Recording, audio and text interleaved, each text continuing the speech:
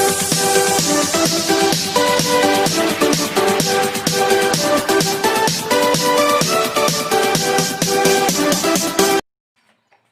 दोस्तों, स्वागत है आपका अपने YouTube चैनल रियल एकेडमी में।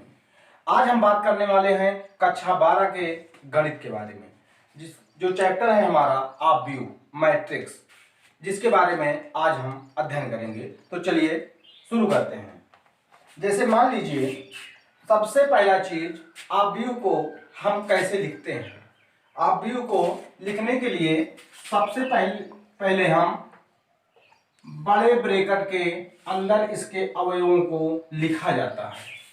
ठीक है ना, एक एक पॉइंट को ध्यान देना सब लोग। आज आप लोगों को हम ऑफ व्यू सिखा के तभी ही जाएंगे, समझ लेना ना।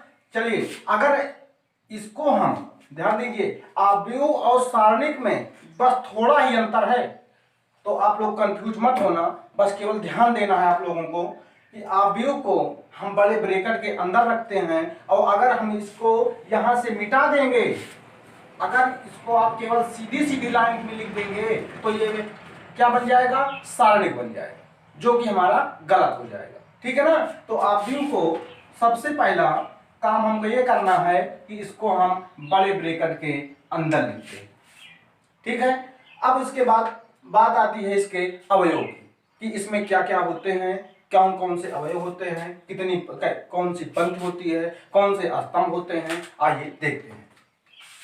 देखिए, मान लीजिए यहां पर एक अवयव है, या A11, A12, A13, A14, A21, A22, A23, A24,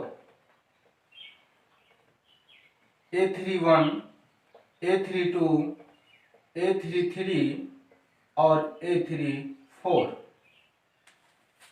इसको हम A11 या A11 नहीं पढ़ेंगे, इसको हम A11 पढ़ेंगे। A11 का मतलब क्या हुआ? A11 का मतलब हुआ कि पहली पंक्ति का पहला अवयव, पहली पंक्ति का पहला अवयव। A12 का मतलब हुआ पहली संख्या हमें ये दर्शाती है पंक्ति, और दूसरी संख्या हमें क्या दर्शाती है, इसका अवयव। तो पहली पंक्ति का दूसरा अवयव। इसी प्रकार हम आगे बढ़ते हुए कह सकते हैं पहली पंक्ति का तीसरा अवयव, पहली पंक्ति का चौथा अवयव। ठीक है ना। तो देखिए, इसमें अब हम आगे बढ़ते हुए देखते हैं कि इसमें पंक्ति कितनी है और स्तंभ कितने हैं।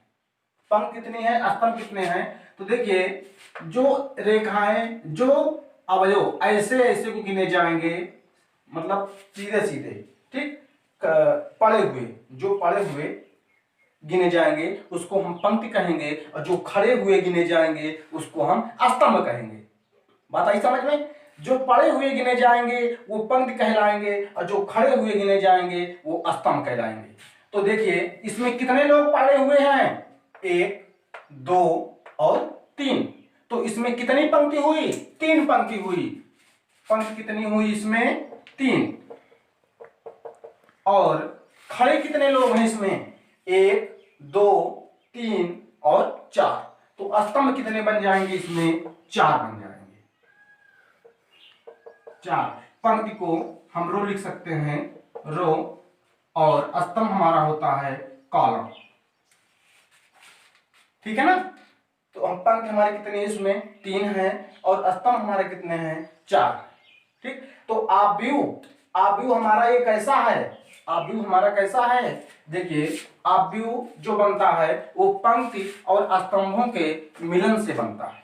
ठीक है ना। और जिसका सूत्र होता है m गुणे n, और m क्या है इसमें, पंक्तियों की संख्या, पंक्तियों की संख्या, और n क्या है इसमें, स्तंभों की संख्या, स्तंभों की संख्या।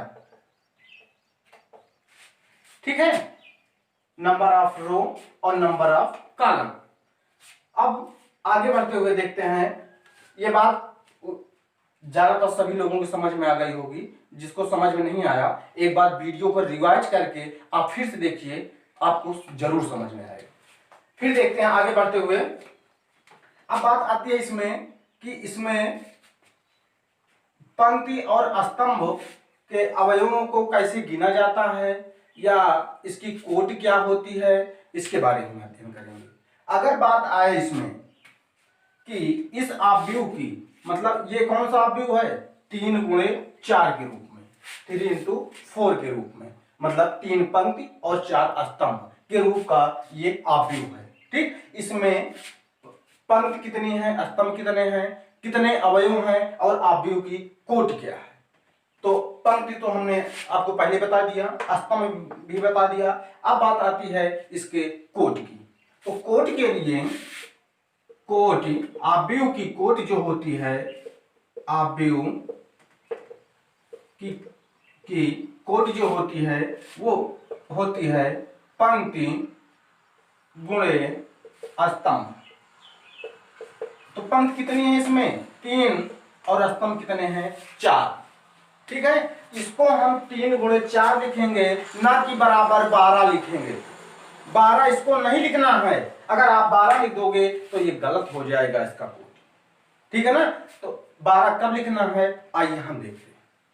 जब पूछा जाए आव्यूह में कितने अवयव हैं, आव्यूह का अवयव, जब अवयव की बात आए, जब अवयव की बात आए तब हमको यहां पे दर्शाना है कि पंक्ति गुणे स्तंभ बराबर 3 × 4 कितना हो जाएगा आपका, 12 हो जाएगा। ठीक है, तो इसको आप लोग नोट कर लीजिए, उसके बाद हम आगे बढ़ते हैं। चलिए अब हम चलते हैं अपने चैप्टर की ओर। ध्यान रहे बच्चों, ये क्वेश्चन हम लोग एनसीईआरटी वाले बुक से पढ़ा रहे हैं, तो ये एनसीईआरटी वाले बुक से आप लोग पढ़ेंगे तो ज़्यादा समझ में आएगा और आप लोगों को सवाल भी लगाने में आसानी रहेगी। ठीक है, तो चलिए चलते हैं अपने क्वेश्चन की ओर। हमारा क्वेश्चन है कि ए बराबर 2 5 19 - 7 35 - 2 5/2 12 √3 1 - 5 और 17। इसमें क्या करना है वो नीचे लिखा हुआ है, क्या है, आव्यूह की कोट ज्ञात करना है। आव्यूह की कोट ज्ञात करना है। तो कोट ज्ञात करने के लिए सबसे पहले हम क्या करेंगे, कोट कैसे निकलेगी, अभी आप लोगों को हमने बताया कि आव्यूह की कोट क्या होती है, पंक्ति गुणे स्तंभ, पंक्ति गुणे स्तंभ। तो पंक्ति इसमें कितनी है, गिनिए आप लोग, कितने लोग, 1 2 3 पंक्ति है इसमें, तो इसमें बन जाएगा 3 गुणे, और स्तंभ कितने हैं, 1 2 3 4 पंक्ति गुणे स्तंभ, मतलब 3 × 4 इसकी कोटि बन जाएगी। ठीक है, 12 नहीं लिखना, केवल 3 × 4 लिखना। ठीक, फिर है अवयवों की संख्या। अवयवों की संख्या में हम क्या लिखेंगे, पंक्ति गुणे स्तंभ। तो पंक्ति गुणे स्तंभ करेंगे तो 3 × 4 फिर आएगा। ठीक, और इसको हम लिख सकते हैं 3 × 12, इसमें संख्या लिखनी है, गुणा करके लिख दीजिए। ठीक है, फिर बात आती है, देखिए अवयव A13, बात आ गई ना वो वाली, A21 A33 A24 और A23 का मान ज्ञात करना है। तो क्या निकालना है हमें, A13 का मतलब पहली पंक्ति का तीसरा अवयव, पहली पंक्ति का तीसरा अवयव, पहुंच जाइए कौन, पहली पंक्ति का पहला अवयव, पहली पंक्ति का दूसरा अवयव, पहली पंक्ति का तीसरा अवयव। तो तीसरा अवयव इसमें कितना है, 19 है, तो यहाँ पे लिखिए इसको, ये कितना आएगा, 19 आएगा। ठीक है ना। अब A21 दूसरी पंक्ति का पहला अवयव, दूसरी पंक्ति कहां चालू होगी, यहां से, और पहला अवयव कितना है, 35 है, 35 लिखो यहाँ पे, लिखते रहिए। वीडियो को लाइक करिए, पहले वीडियो को लाइक करते रहिए। वीडियो को अगर समझ में आ रही है हमारी वीडियो, तो वीडियो को लाइक जरूर कीजिए और चैनल को सब्सक्राइब करते रहिए। उसके बाद चलते हैं, देखिए A33 का मतलब तीसरी पंक्ति का तीसरा अवयव। तीसरी पंक्ति का तीसरा अवयव क्या है हमारा, -5, पहला अवयव, दूसरा अवयव और तीसरा अवयव। तीसरा अवयव है हमारा -5। फिर है हमारा A24, दूसरी पंक्ति का चौथा अवयव। चौथा अवयव कौन सा है हमारा, 12, तो इसमें लिखिए 12। फिर है दूसरी पंक्ति का तीसरा अवयव। दूसरी पंक्ति का तीसरा अवयव कौन सा है इसमें, 5/2, 5/2। यहां पे लिखिए 5/2। समझ में आया? एक बार फिर देख लेते हैं, नहीं समझ में आया तो। A13 पहली पंक्ति का तीसरा अवयव। पहली पंक्ति का तीसरा अवयव क्या है? 19। पहला अवयव, दूसरा अवयव, तीसरा अवयव। नहीं समझ में आ रहा है ज्यादा तो इससे मिलान कीजिए, इससे जो हमने आप लोगों को पहले बताया है। तो A13 कहां पे है? ये है 1 2 3। यहां पहुंच जाइए 1 2 3 कितना आया? 19 आया ना। लिखिए ना, कौन सी दिक्कत। फिर A21 कहां? ये है और इसमें संख्या क्या है? ये है 35 लिख दीजिए। A33 कहां पे है? ये है 1 2 3 1 2 3 लिखिए -5। A24 लास्ट में, यहां पे लास्ट में 12 लिखिए। A23 कहां पे है? ये है और इसमें कितना है? 5/2 है। तो सब लोग इसको नोट करिए, उसके बाद फिर हम देखते हैं अगला क्वेश्चन। चलिए अब हम चलते हैं अपने दूसरे क्वेश्चन की तरफ। दूसरा क्वेश्चन है हमारा, यदि आप व्यूह में 24 अवयव हों, ध्यान देना, यदि आप व्यूह में 24 अवयव हों तो संभव कोटि क्या होगी? कोटि हमने आपको बताया, ठीक है ना, कि पंक्ति क्या होती है? पंक्ति और स्तंभ, पंक्ति गुणे स्तंभ क्या होगी? और यदि 13 अवयव, हमने डाट डाट कर दिया है इसको, 13 अवयव हों तो संभव कोटि क्या होगी? तो पहले हम 24 का निकालेंगे, फिर उसके बाद 13 का निकालेंगे, ठीक है। तो 24 के लिए देखते हैं। देखिए अवयव कब बनेगा? पंक्ति और स्तंभ से मिलकर के, केवल दो चीज से मिलकर के बनेगा अवयव, ठीक है ना। इतना ध्यान देना है केवल बस। पहले हम निकालेंगे 24 का, ठीक है। तो 24 के लिए सबसे पहले इसमें कुछ भी नहीं करना, केवल इसका दो संख्याओं में गुणा करना है, ठीक है ना। तो 24 किस किस के टेबल में आता है, इसको हम दो के मेल से केवल बनाएंगे बस, ठीक है ना। इसको लिखिए क्या क्या, पहले हम लिखेंगे 1 गुणे 24। पंक्ति की संख्या 1 हो सकती है और स्तंभों की संख्या 24 भी हो सकती है। और 24 गुणे 1 हम हल करेंगे तो कितना आएगा? 24 आएगा, ठीक है ना। इसी प्रकार 2 गुणे 12 भी हो सकता है, 12 दूनी 24 हो जाएगा। फिर 3 गुणे 8 भी हो सकता है, 3 अठे 24 हो जाएगा। फिर 4 गुणे 6 भी हो सकता है, 4 छह 24 हो जाएगा, ठीक। 5 की पहाड़ में 24 आएगा नहीं। फिर 6 में चलते हैं तो 6 गुणे 4 भी लिख सकते हैं ना। 7 में आएगा नहीं। 8 में चलते हैं, 8 गुणे 3 लिख सकते हैं, हो गया ना, 8 त्रिक 24। 9 में आएगा नहीं, 10 में आएगा नहीं, 11 में भी नहीं आएगा। फिर सीधा पहुंचेंगे 12 में।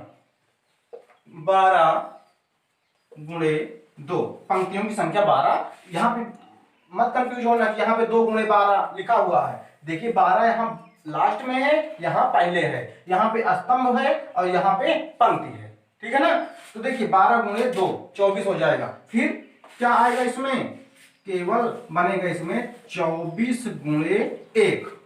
पंक्तियों की संख्या 24 और स्तंभों की संख्या 1 हो जाएगी। इसी तरह हम 13 का निकाल लेंगे, उसमें क्या, कौन सी बड़ी बात है ना। 13 का जब हम निकालेंगे तो 13 देखिए ये कौन सी संख्या है? ये अभाज्य संख्या है। और अभाज्य संख्याएं किससे करती हैं? केवल खुद से या 1 से, ठीक है ना। तो इसका बन जाएगा 1 गुणे 13 और 13 गुणे 1 हो गया ये। इसी प्रकार हमारा तीसरा क्वेश्चन है, तीसरे क्वेश्चन को आप लोग इसी तरह सॉल्व कर लेना, ठीक है। अगर हम एक तरफ से बताते चलेंगे, काम यही करना है, केवल वहां पे संख्या का अंतर है। अगर हम एक तरफ से बताते चलेंगे तो वीडियो काफी लंबा बन जाएगा, जिससे आपको बोरिंग महसूस होगी। तो आप लोग इसको नोट कर लीजिए, फिर अगला क्वेश्चन बनाते हैं। चलिए अब हम अपने तीसरे क्वेश्चन की ओर चलते हैं। तीसरा प्रश्न है हमारा 1 2 गुणे 2। 2 गुणे 2 का मतलब 2 पंक्ति 2 स्तंभ, ये तो हमारा कोड बनता है ना। 2 गुणे 2, 2 पंक्ति 2 स्तंभ वाला आप व्यू है। ए बराबर ए आई जे, आई है ए आई जे की रचना कीजिए जिसके अवयव निम्न है। ये क्वेश्चन दिया हुआ है हमारा, जो इसके अवयव हैं, ठीक है। ए आई जे, आई हमारी क्या होती है? पंक्तियों की संख्या, और जे हमारा क्या होता है? स्तंभों की संख्या, ठीक है। या इसको हम कह सकते हैं आई पहली पंक्ति का पंक्तियों को दर्शाता है और जे स्तंभों को दर्शाता है, ठीक है ना। तो चलिए शुरू करते हैं। 2 गुणे 2 वाला ऑब्जेक्ट हमारा कैसे बनेगा, ध्यान दीजिए। शुरुआत में हमने आपको 3 गुणे 4 के रूप का ऑब्जेक्ट बनाया था, 3 पंक्तियों वाला और 4 स्तंभों वाला, और हमें यहाँ पे कितना बनाना है, 2 पंक्तियों और 2 स्तंभों वाला। तो 2 पंक्तियों और 2 स्तंभों वाला ऑब्जेक्ट कैसे बनेगा, ध्यान दीजिए। A11, A12, A21 और A22 बन गया ना। इसमें देखिए 2 पंक्ति 2 स्तंभ, ठीक है ना। जब 3 पंक्ति और 4 स्तंभ का बनाना हो तो क्या करोगे, A11, A12, A13 तक पहुंच जाएंगे, A14 तक पहुंच जाए। इसमें स्तंभ की संख्या कितनी करनी है, 4 करनी है, और पंक्तियों की संख्या 3 करनी है, ठीक है ना। तो A11, A12 और A13 और A14 तक जाएंगे अगर 3 गुणे 4 के रूप में बनाना है तो, ठीक। तो इसमें देखिए इसके हिसाब से हम चलते हैं। और इसमें देखिए जैसे A11 है तो ये पहला वाला 1 किसकी वैल्यू होगी, I की, और दूसरा वाला 1 J की वैल्यू होगी, ठीक। और इसमें I की वैल्यू कितनी होगी, 1, और J की वैल्यू 2 होगी। और इसमें I की वैल्यू 2 होगी और J की वैल्यू 1 होगी। इसमें I की वैल्यू भी 2 और J की वैल्यू भी 2 ही होगी, ठीक है ना। चलिए शुरू करते हैं। पहला क्वेश्चन हम लेते हैं, Aij बराबर I प्लस J का होल स्क्वायर बटे 2। तो चलिए पहले हम शुरू करते हैं इसको Aij, पहले हम लेते हैं इसको A11, मतलब I की वैल्यू V1 और J की वैल्यू V1 यहां पे लिखेंगे। पहला क्वेश्चन है हमारा, तो इसको हम लिखेंगे A11, I की वैल्यू 1 और J की वैल्यू 1। आप लोग ध्यान देंगे, अगर थोड़ा सा भी ध्यान देंगे तो आप लोगों को ये सवाल अच्छे से समझ में आ जाएगा। इसके बाद भी इसी टॉपिक पर जो है क्वेश्चन है, समझ रहे हो ना। तो इसको आप जितना सॉल्व करेंगे उतना ही आसान होगा, क्योंकि मैथ में कहा गया है क्या, mathematics is demand of practice. जितना आप मैथ को लगाएंगे उतना ही आपको मैथ आएगी, समझ रहे हो ना। उसी हिसाब चलना है। तो A11 1 हो गया ना ये। अब I की वैल्यू वहां भी 1 रखिए और J की वैल्यू यहां भी 1 रखिए यहाँ पे। तो 1 प्लस 1 बन गया ना ये। होल स्क्वायर है, होल स्क्वायर कर दीजिए, बटे 2 है, बटे 2 कर दीजिए। अब आगे सॉल्व करते हैं तो 1 कितना हो जाएगा 2, और 2 का स्क्वायर करेंगे हम कितना हो जाएगा 4, और बटे कितना है 2, इसको हम काट देंगे तो 2 दूना 4 हो जाएगा, हो गया नहीं। अब क्या करेंगे हम, A12 पे आएंगे, A12 पे आएंगे तो A12 मतलब I की वैल्यू 1 है और J की वैल्यू 2 है। तो इसी हिसाब से रखिए, इसमें I की वैल्यू कितना रखना है 1 और J की वैल्यू कितना रखना है 2 रखिए। यहाँ पे होल स्क्वायर है, होल स्क्वायर कर दीजिए, बटे 2 है, बटे 2 कर दीजिए, ठीक। अब आगे बढ़िए, 2 और 1 कितना होगा 3, 3 का स्क्वायर करेंगे 9 होगा, और बटे 2, ये पूरा कटेगा नहीं कटेगा ना, इसको ऐसे पार रहने दीजिए। फिर चलते हैं हम, अगला है हमारा A21 मतलब I की वैल्यू 2 और J की वैल्यू 1। देखिए यहाँ पे I की वैल्यू 2 और J की value 1, I plus J 2 plus 1 का होल स्क्वायर बटे 2, 2 1 3, और 3 का स्क्वायर करेंगे हम कितना आएगा 9, और बटे 2 ही है, ठीक है। अब चलते हैं A22 की तरफ। A22 मतलब I की वैल्यू 2 और J की वैल्यू 2, होल स्क्वायर है, होल स्क्वायर करिए, 2 बटे 2 है, 2 कीजिए, 2 2 4, और 4 का स्क्वायर करेंगे हम कितना आएगा 16, 16 का 2 से भाग करेंगे, इसको काट देंगे तो कितना आ जाएगा हमारा 8 आ जाएगा, ठीक है। अभी बात खत्म नहीं हुई है, इसको अभी आगे और भी सॉल्व करना है। कैसे करेंगे देखिए, इसके लिए सबसे पहले हम ऑब्जेक्ट बना लेंगे, ठीक। ऑब्जेक्ट हमारा बन गया। अब इसके बाद इसके अवयव को इसके अनुसार रखना है, तब ये हमारा आंसर होगा। तो A11 की वैल्यू कितनी आ रही है 2, यहाँ पे 2 रखिए। फिर A12 कहाँ रखना है, इसके बगल में यहाँ पे A12 की वैल्यू कितनी आई है 9/2, यहाँ पे लिखिए 9/2 A1, और फिर आप आए वो A21 इसका कितना आया है 9/2, इसको भी लिखिए। फिर आया A22 इसका हो जाएगा 8, हो गया ना। ये होगा हमारा आंसर। तो इसको आप सब लोग नोट कर लीजिए। इसी हिसाब से हमारा ये पहला दूसरा सवाल भी लगेगा और तीसरा सवाल भी लगेगा। सवाल को नोट कर लीजिए, आप लोग इसको लगाना घर पे। अगर समझ में ना आए तो आप हमको हमारे नंबर पर कांटेक्ट कर सकते हैं, जो कि हमारा व्हाट्सएप नंबर है 8400480776। ये हमारा व्हाट्सएप नंबर है। आप इस पे अपनी समस्याओं का समाधान पा सकते हैं। ठीक है ना, इसको आप नोट कर लीजिए। उसके बाद फिर हम आगे का कुछ ध्यान रखना बस केवल कि आई जिसे 2 गुणे 2 के रूप में बनाना है तो पूरा इसी हिसाब से चलेगा। A11 आई की वैल्यू 1, जे की वैल्यू 1 इस क्वेश्चन में रखना है। जैसे हम 1 रखेंगे 1/1 हो जाएगा, हमारा 1 आ जाएगा, यहां पे रख देना 1 आ गया। फिर A12 1/2 1/2 हो जाएगा। फिर A21 2/1 हो जाएगा और 2/2 मतलब 1 आ जाएगा। ठीक है, इसी हिसाब से इसको सब लोग सॉल्व कर लेना।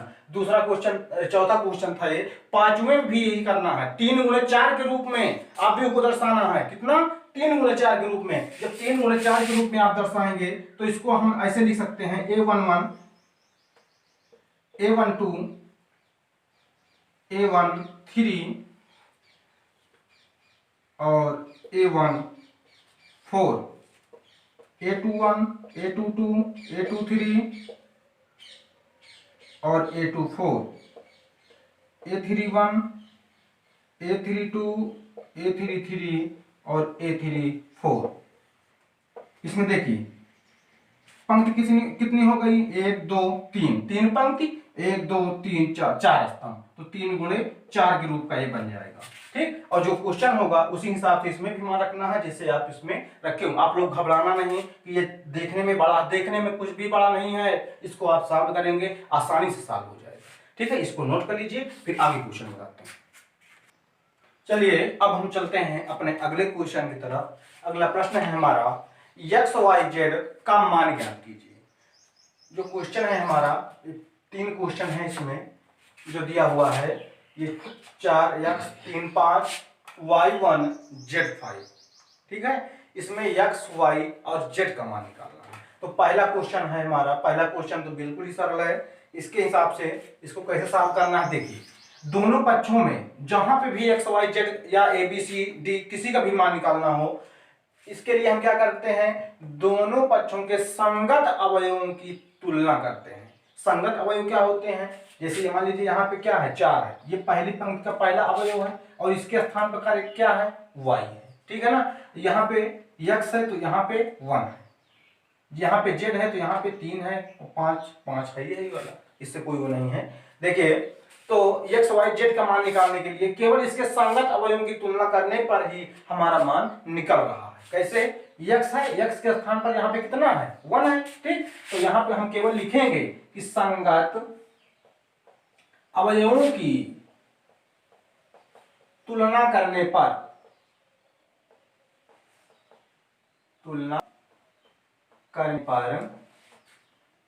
x बराबर लगा है ना, यहाँ पे x बराबर कितना है, 1। फिर यहाँ पे क्या है, y, और y के स्थान पर कितना है हमारा, 4, तो y बराबर 4 हो जाएगा। z है हमारा, z के स्थान पर कितना है, 3, तो z बराबर 3 हो जाएगा। 5 से हमें घबराना नहीं है, 5 से हमसे कोई मतलब नहीं है, क्योंकि हमको केवल x y और z का मान निकालना है, जो कि हम निकाल चुके हैं। ठीक है ना, अब हम देखते हैं अपना दूसरा क्वेश्चन। दूसरा क्वेश्चन क्या है हमारा, x प्लस वाई, इसमें भी वही कीजिए, पहले संगत अवयवों की आप लोग पहले तुलना कीजिए। x y z का मान निकालने के लिए या ABCD का मान निकालने के लिए सबसे पहले संगत अवयवों की तुलना करते हैं। ये हमारा पहला था। अब हम चलेंगे दूसरे क्वेश्चन की ओर। जब हम तुलना करेंगे तो क्या बनेगा, x प्लस वाई बराबर 6, x प्लस वाई बराबर 6, और क्या बनेगा, 5 प्लस जेड बराबर 5, 5 प्लस जेड बराबर 5, और क्या बनेगा हमारा, x y बराबर 8, x y बराबर 8। देखिए समीकरण बन चुके हैं हमारे, इसको हम पहला मान लेंगे, ये हमारा दूसरा हो जाएगा और ये हमारा तीसरा हो जाएगा। ठीक है ना, देखिए एक चीज का मान तो हमको मालूम हो चुका है, किसका, जेड का। 5 प्लस जेड बराबर जब 5 होगा, यहां पे लिखिए समीकरण 2 से 5 प्लस जेड बराबर 5 या जेड बराबर 5 माइनस 5, 5 तो हम उधर बैठेंगे, 5 माइनस 5 बराबर 0। तो जेड की वैल्यू कितनी आ गई, 0 आ चुकी है। ठीक है ना। फिर देखिए यहां पे हम क्या करेंगे, समीकरण 1 और 3 को हल करने का मतलब क्या हुआ, देखिए समीकरण 1 के हिसाब से जब हम चलेंगे, देखो x प्लस वाई बराबर 6 है, या इसको हम लिख सकते हैं, इसी को हम लिख सकते हैं क्या कि x बराबर x को इधर रहने दीजिए, y को हम उधर भेज देंगे, तो ये बन जाएगा 6 माइनस वाई, बनेगा ना इतना ये। तो उसी हिसाब से है। तो समीकरण 1 और 3 को हल करने पर क्या होगा, देखिए इसमें से कि x की वैल्यू हम किस में रखेंगे, समीकरण 3 में रखेंगे। इसमें रखिए पहले, तो कितना आएगा, x है यहाँ पे, तो x के स्थान पे लिखिए 6 माइनस वाई, और इंटू वाई है ये वाला, ठीक है ना, इंटू वाई बन जाएगा, बराबर कितना है 8। इसको हल कीजिए, y को 6 से मल्टीप्लाई करेंगे, 6y माइनस का वाई स्क्वायर इक्वल टू 8, और सबको हम उधर भेज देंगे, तो वाई स्क्वायर माइनस का 6y और प्लस का 8 इक्वल टू 0। इसका जब हम गुणनखंड निकालेंगे, गुणनखंड तो आप लोग निकाल ही लेते होंगे, इसका जब हम गुणनखंड निकालेंगे तो ये निकल के आएगा y माइनस 4 और y माइनस 2 इक्वल टू 0, जिससे y की वैल्यू आएगी y बराबर 4 या 2, कुछ भी हो सकता है, y बराबर 4 हो सकता है और y बराबर 2 भी हो सकता है। अब यही वैल्यू हम समीकरण 1 में रखेंगे। समीकरण 1 में जब रखेंगे तो y की वैल्यू तो हमको x की वैल्यू मिल जाएगी, ठीक है ना। रखिए इसको, जब y की वैल्यू हम यहाँ पे 4 रखेंगे तो हमारा निकल के आएगा x प्लस 4 बराबर 6 या x बराबर 2। ठीक, जब y की वैल्यू हम 2 रखेंगे तो यहाँ पे निकल के आएगा x प्लस 2 बराबर 6 या x बराबर 4। ठीक है ना। तो यहाँ पे x की 2 वैल्यू हो रही है और y की भी 2 वैल्यू हो रही है और z की तो केवल एक ही वैल्यू है। ठीक है ना। इसी हिसाब से हमको तीसरा क्वेश्चन भी सॉल्व करना है, तो आप लोग इसको नोट कर लीजिए, उसके बाद फिर हम तीसरा क्वेश्चन बताते हैं। चलिए अब हम अपना तीसरा क्वेश्चन देखते हैं। तीसरा क्वेश्चन है हमारा x plus y plus z बराबर 9। इसको हम लिखते हैं x प्लस वाई और प्लस जेड बराबर 9, ये हो गया। फिर हमारा x प्लस जेड बराबर 5, x प्लस जेड बराबर 5। फिर है y प्लस जेड बराबर 7, y प्लस जेड बराबर 7। इसको समीकरण 1 बना लीजिए, इसको 2 बना लीजिए और इसको 3 बना लीजिए।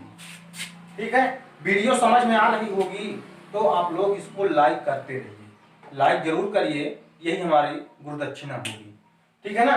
चलिए x plus y plus z बराबर 9, और इसको कोई भी 2 समीकरण उठा लीजिए आप। पहले हम 1 और 2 लेके चलते हैं। समीकरण लिख दीजिए यहाँ पे, समीकरण 1 से 2 को घटाने पर क्या होगा, घटाइए इसको, x plus y plus z बराबर 9, इसको घटा देंगे हम तो ये बन जाएगा हमारा, ये माइनस माइनस सब हो जाएगा, और z से ये हमारा z कैंसिल हो जाएगा और x से x कैंसिल हो जाएगा। यहाँ पे क्या बचेगा, केवल y बचेगा। ऊपर क्या बचा, केवल y ही तो बचा, बराबर 9 में से 5 घटा दीजिए 4 आ गया, तो y की वैल्यू निकल के आ चुकी है। इसी हिसाब से लिखिए यहाँ पे, समीकरण 1 से 3 को घटाने पर जब हम 1 से 3 को घटाएंगे तब क्या होगा, x plus y plus z बराबर 9 और y प्लस जेड बराबर 7। जब हम घटाएंगे तो चिन्ह बदलेगा, जब चिन्ह बदलेगा तो ये दोनों खल्लास होंगे, जब खल्लास होंगे तो क्या बचेगा, x बचेगा। जब x बचेगा 9 में से 7 घटाओगे तो कितना होगा, 2 हो जाएगा। तो x की वैल्यू भी हमें निकल के आ चुकी है। अब ध्यान दीजिए, अब हम x को और y की वैल्यू को कहाँ रखें कि हमें z की वैल्यू मिल जाए, कहीं भी लिख दीजिए। यहाँ पे अगर हम y की वैल्यू रख देंगे तब भी हमको z की वैल्यू मिल जाएगी, यहाँ पे x की वैल्यू तब भी हमको z की वैल्यू मिल जाएगी, ठीक है ना। तो इसको हम कहीं भी रख दीजिए, 2 में रख दीजिए, 3 में रख दीजिए, कहीं भी रख दीजिए, या 1 में भी रख सकते हैं आप। जब यहाँ पे x y रखेंगे तो z की वैल्यू नहीं आएगी, आएगी, जरूर आएगी, ठीक है ना। तो चलिए कहीं भी रख दीजिए, चलिए हम 2 में रख देते हैं, x बराबर 2, समीकरण 2 में रखने पर, 2 में रखने पर जब हम 2 में रखेंगे तो हमारा x प्लस जेड बराबर 5 है, यहाँ पे आएगा 2 प्लस जेड बराबर 5, या z बराबर 2 उधर जाएगा तो माइनस में 5 में से 2 घटा दीजिए, कितना हो जाएगा, 3 आ जाएगा, ठीक है ना। तो z की वैल्यू कितनी आ गई, 3 आ गई, ये z की आ गई, ठीक है, ये x की आ गई और ये y की आ गई, ठीक। इसको चेक करने के लिए आप क्या करोगे कि हमारी वैल्यू सही है या गलत है, तो इसको आप किसी भी समीकरण में रख दीजिए। जैसे कि आप यहाँ पे x y z तीनों चीज है, यहाँ पे रख दीजिए। मतलब क्वेश्चन में, आंसर में आप लोगों को ये सब नहीं लिखना है, एक हम आप लोगों को गलतफहमी दूर करने के लिए ये बता रहे हैं कि आप लोग जब कभी भी सवाल लगाएं और आप लोगों को कंफ्यूजन हो कि पता नहीं हमारा आंसर सही है या गलत है, तो आप इसको रख के चेक कर सकते हैं। कैसे चेक करेंगे, ध्यान दीजिए, पर कोई भी समीकरण उठा लीजिए, जैसे हमने पहला ले लिया, क्या है हमारा x plus y plus z, ठीक। एक RHS को हल कीजिए, LHS आ जाए, या LHS को हल कीजिए, RHS आ जाए। तो यहाँ पे RHS तो हल होगा नहीं क्योंकि ऑलरेडी अचर है, ठीक है। और ये हम LHS लेते हैं, LHS को जब हम हल करेंगे तो यहाँ पे वैल्यू रखिए, कितना है हमारा, x की वैल्यू कितनी आई हुई है, 2 रख दीजिए, y की वैल्यू कितनी आई हुई है, 4 आई है, और z की वैल्यू कितनी आई है, 3 आई है। तो 4 2 6 और 6 3 9, जो कि RHS के बराबर है, ठीक है ना। इस हिसाब से हम अपने आंसर को चेक कर सकते हैं। तो आप लोग इसको नोट कर लीजिए, उसके बाद फिर हम अगला क्वेश्चन बताते हैं। चलिए अब हम चलते हैं अपने अगले क्वेश्चन की तरफ, जो दिया हुआ है आपके सामने, और इसमें क्या करना है, ए बी सी डी चारों का मान ज्ञात करना है। तो जैसे हमने अभी इसके पहले 6वां सवाल हल किया था, उसी हिसाब से इसको भी हल करेंगे। तो पहले इसके संगत अवयव को इक्वल करते हैं, उसके बाद फिर आगे बढ़ते हैं। क्या है हमारा, 2a प्लस बी बराबर क्या लिखेंगे, 4, और फिर क्या है हमारा, a माइनस 2b बराबर में कितना है, माइनस का 3। फिर है हमारा 5c माइनस का d बराबर कितना, 11। फिर है हमारा 4c प्लस 3d बराबर 24। इसको हम समीकरण 1 2 3 और 4 बना लेते हैं, ठीक है। उसके बाद इसको हल करते हैं। सबसे पहले आप लोग ध्यान दीजिए कि हम कौन सा 2 समीकरण उठाएं कि हमको कुछ आसान बन जाए। देखिए यहाँ पे a है, यहाँ पे a है, यहाँ पे b है और यहाँ पे b है, तो इसमें हम हल कर सकते हैं। चाहे तो समीकरण 1 में 2 से गुणा कर दीजिए, तो यहाँ पे कितना बन जाएगा, 2b बन जाएगा, या समीकरण 2 में 2 से गुणा कर दीजिए तो यहाँ पे क्या बन जाएगा, 2a बन जाएगा। कहीं पे भी गुणा कर दीजिए, ठीक है ना। यहाँ पे लिखिए समीकरण 1 में 2 से गुणा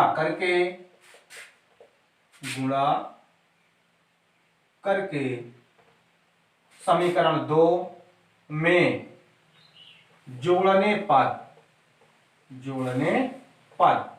जोड़िए।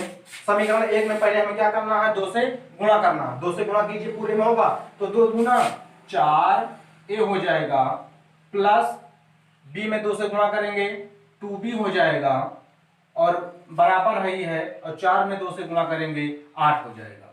और समीकरण 2 में क्या करना है, इसको जोड़ देना है। तो समीकरण 2 हमारा कौन सा है, ये वाला, इसके नीचे रख दीजिए a माइनस 2b बराबर माइनस का 3। इसको देखिए जोड़ देंगे, जब इसको हम जोड़ेंगे तो ध्यान दीजिए 2b से 2b कैंसिल हो जाएगा, ठीक। 4a से में जब a जोड़ा जाएगा तब कितना बन जाएगा, 5a, और 8 में से हम 3 घटाएंगे तो कितना हो जाएगा, 5 हो जाएगा। तो a बराबर हमारा आएगा 5/5, जिसको हम हल करेंगे तो कितना आएगा, 1 आ जाएगा। ठीक है ना। अब 1 बराबर 1 आ गया तो a बराबर 1 आप कहीं भी रख दीजिए, समीकरण 1 में रख दीजिए या समीकरण 2 में रख दीजिए, तो हमको b की वैल्यू प्राप्त हो जाएगी। a बराबर 1 यहां पे लिखिए, a बराबर 1 समीकरण 1 में रखने पर, 1 में रखेंगे हम, यहां पे रखिए इसको, तो आएगा 2 गुणे 1, a की वैल्यू प्लस b बराबर 4, तो b बराबर 4 है, 2 का नम 2, उधर भेज देंगे माइनस में, 4 में से 2 घटा दीजिए 2, तो b की वैल्यू आ गई हमारी 2। हो गया ये। अब हम आगे चलते हैं समीकरण 3 और 4 की तरफ। इसमें ध्यान दीजिए, अगर हम d में 3 से गुणा कर दें तो इसके बराबर हो जाएगा। तो यहां पे लिखिए, समीकरण 3 में 3 से गुणा करके समीकरण 4 में जोड़ने पर, देखिए समीकरण 3 में किससे गुणा करना है, 3 से, 3 बचे 15, सी है हमारा -3 डी हो जाएगा, और इसमें जो हम 3 से गुणा करेंगे तो 33 हो जाएगा। ठीक है। अब इसमें क्या करना है, समीकरण 4 जोड़ना है, तो जोड़ दीजिए। इसके नीचे 4c + 3d बराबर 24, इसको हम हल करेंगे तो ये कैंसिल, 15 और 4 कितना बन जाएगा हमारा 19c प्लस 4 3 7 और 3 2 5 हो जाएगा।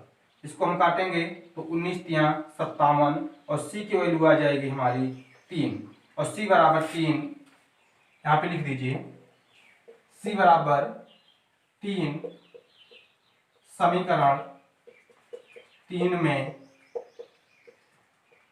रखने पर रख दीजिए, 5c की वैल्यू 3 माइनस के d इक्वल टू 11, 5 3 15 माइनस के d बराबर 11, या माइनस डी को उधर भेज दीजिए, प्लस में चला जाएगा, और 11 को इधर ले आइए, माइनस में आ जाएगा, 15 माइनस 11 और डी बराबर आ गया हमारा 4।